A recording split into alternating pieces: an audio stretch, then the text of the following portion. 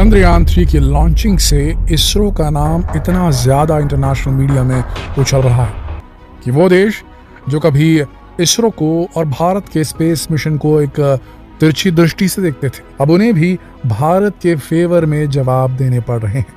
क्योंकि दुनिया भर के स्पेस जर्नलिस्ट ये पहुंचते हैं और दुनिया भर के बड़े बड़े लीडर्स और स्पेस इंडस्ट्री में दखल रखने वाले लोगों तक से सवाल पूछते हैं।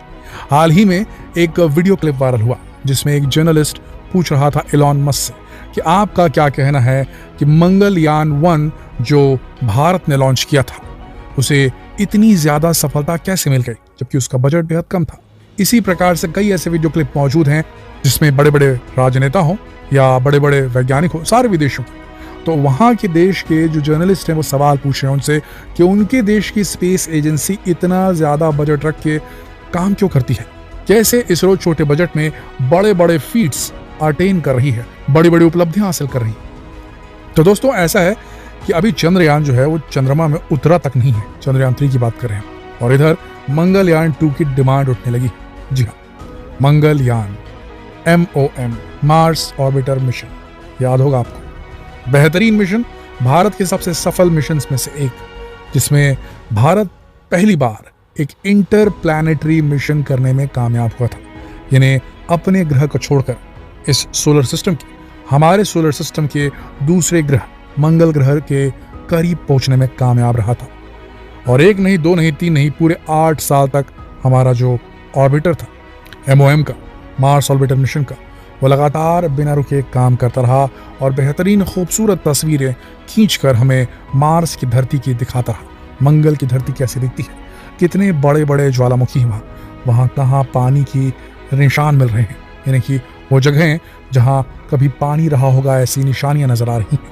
वो सारा कुछ दिखाया हमें MOM में लगे हुए उस मार्स कलर कैमरे के माध्यम से हमने देखा। जी हाँ दोस्तों, और अब ऐसी बातें सामने आ रही हैं कि चंद्रयान 3 की सफलता के बाद और गगनयान के पूरा हो जाने के बाद, गगनयान मिशन वो जिसमें एक बार फिर भारत अपने अंतरिक्ष यात्रियों को अंतरिक्ष में भेजने वाला है, और इस बार अपने खुद के बनाए हुए स्पेस यान में। जी हाँ दोस्तों, ये पहली बार होने वाला है। तो अभी 8% जो प्रायोरिटी में चल रहा है इसरो के वो है चंद्रयान 3 जो कि अभी पहुंचने वाला है चंद्रमा पर, और दूसरा है गगनयान। इन दोनों मिशन के बाद आदित्य L1 एक मिशन है जरूर, लेकिन उसी के इर्द गिर्द कभी भी आप सुन सकते हैं कि इसरो की तरफ से एक बड़ी घोषणा आ जाए और मंगलयान 2 की घोषणा कर दी जाए। और इस बार हो सकता है कि मंगलयान 2 का जो है मार्स ऑर्बिटल मिशन वो जो है और एनहांस हो जाए, और इस बार ऑर्बिटल के अलावा एक सैटेलाइट के अलावा उसमें एक लैंडर भी भेज दिया जाए जो सीधे उतरे मंगल की सरफेस पर, मंगल की जमीन पे, और उसी तरीके से उसका अध्ययन करे जिस तरीके से अभी प्रज्ञान रोवर जो है चंद्रयान 3 का, वो चंद्रमा की जो है धरती को एक्सप्लोर करने वाला है, वहां पर एक्सपेरिमेंट करने वाला है, उसे स्टडी करने वाला है, उस पर रिसर्च करने वाला है। तो दोस्तों ये सब कुछ डिपेंड करेगा चंद्रयान 3 की सफलता पर। किसी भी ग्रह पर अगर आपको उतरना है तो आपके पास वो टेक्नोलॉजी होनी चाहिए कि आप एक पर्टिकुलर स्पीड में, जिससे कि उस यान को, प्रोब को, लैंडर को, रोवर को नुकसान न पहुंचे, उस स्पीड पर आप आराम से उस ग्रह की या उस उपग्रह की सतह पर कदम रख सके। आपके जो लैंडर वगैरह है, अगर वो सीधा तेज गति से जाकर के उतरेगा तो टूटने फूटने की वजह से उसके इक्विपमेंट खराब हो जाते हैं और उसके बाद संपर्क नहीं हो पाता है। कुछ वैसा ही हुआ था चंद्रयान 2 के लैंडर विक्रम के साथ में, हार्ड लैंडिंग हुई थी। तो सबसे पहले हमें परिष्कृत करना है, बेहतरीन तरीके से हमें एक्सपीरियंस करना है और एक स्टेबलाइज करना है। हमारा एक स्टैंडर्ड ऑपरेटिंग प्रोसीजर बन जाना चाहिए कि हम इस तरीके से आराम से सॉफ्ट लैंडिंग अचीव कर लेते हैं, प्राप्त कर लेते हैं, आराम से धीरे से उतारने में सक्षम है। और ये हमें जो है डेमोन्स्ट्रेट करके देने वाला है चंद्रयान 3। एक बार चंद्रयान 3 सही तरीके से जो है वो सॉफ्ट लैंड कर जाए तो कंफर्म हो जाए कि इसरो के पास में सॉफ्ट लैंडिंग टेक्नोलॉजी अवेलेबल है। अब उसके बाद अगर इसे धरती से 3 लाख 4 लाख किलोमीटर दूर चंद्रमा पर टेस्ट किया जा सकता है, तो फिर धरती से कुछ लाख और किलोमीटर दूर जो अपना मार्स है वहां भी टेस्ट किया जा सकता है, फिर वहां भी सॉफ्ट लैंडिंग की जा सकती है, और वहां पर भी जो है हमारे रोवर्स को भेजा जा सकता है और करीब से स्टडी की जा सकती है मंगल की। ये भूलिए मत कि 50 साल से ऊपर तक के नासा ने जो है चंद्रमा की स्टडी की थी, 12 एस्ट्रोनॉट्स को भी भेजा था, अरबों खरबों पैसा खर्चा किया था, लेकिन उसकी नजर में वहां मौजूद पानी नहीं पड़ा था। वहां मौजूद पानी की खोज अमेरिका ने नहीं की थी, यह काम भारत ने अपने पहले मिशन में किया था। हो सकता है कि भारत जब पहुंचे इस बार मार्स में, मंगलयान 2 के साथ, तो हो सकता है उसके रोवर के द्वारा वो तस्वीरें खींच ली जाएं जो मानव जाति के इतिहास में सबसे ऐतिहासिक तस्वीरें बन जाएं। वो पल जब ये कंफर्म हो जाए कि मार्स पर पीने लायक पानी मौजूद है। वो पानी जो है उसकी संरचना बिल्कुल धरती की तरह है। अगर इसे सत्यापित करने में 101% कामयाब हो गया MOM, तो समझ लीजिए दोस्तों, मंगलयान 2 जो है वो एक अलग ही बूस्ट देने वाला है इसरो को और खुद भारत को। जी हाँ दोस्तों, आने वाला जो युग है वो अंतरिक्ष का युग है। सबसे पहले देखिएगा आप, आने वाले 10 साल के अंदर चंद्रमा पर लोग जाएंगे घूमने के लिए। लिख कर ले लीजिए, 10 साल के अंदर चंद्रमा पर से जो इंपॉर्टेंट चीजें हैं, जो मिनरल्स हैं, जो खनिज है, उनकी खुदाई शुरू हो जाएगी। देख लीजिएगा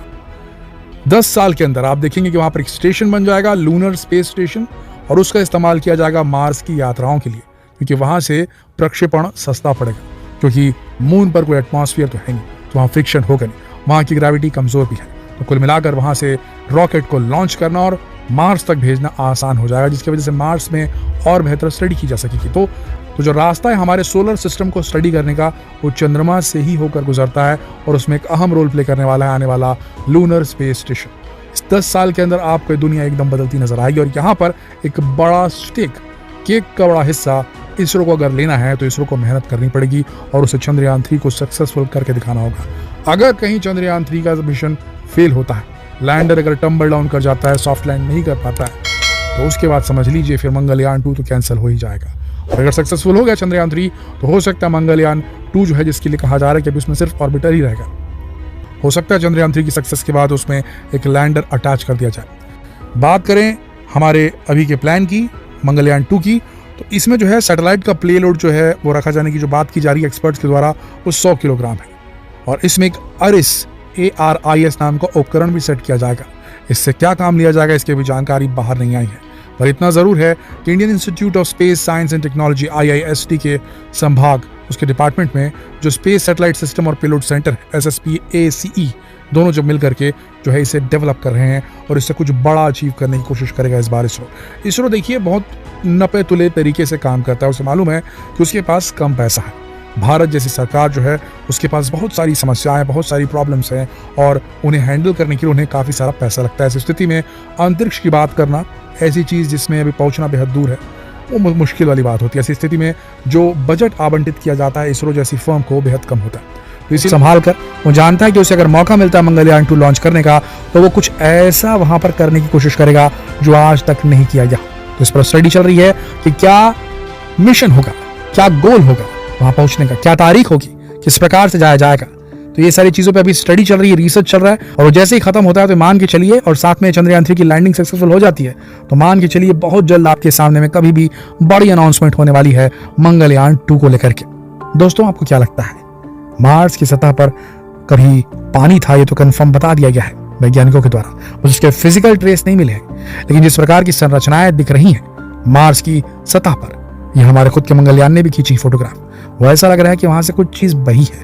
लावा बहा तो ठीक बहा, लेकिन पानी के बहने और पानी के ठहराव के भी निशान कुछ दिख रहे हैं वहां पर। तो क्या लगता है आपको, क्या मार्स पहले एक जीती जागती जमीन होगी, एक जीता जागता ग्रह जहां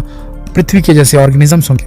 और वो भी हमारी तरह इवॉल्व हुए होंगे, बुद्धिमान हुए होंगे, और उन्होंने खुद अपने गलत कामों की वजह से अपनी धरती को खत्म कर लिया होगा,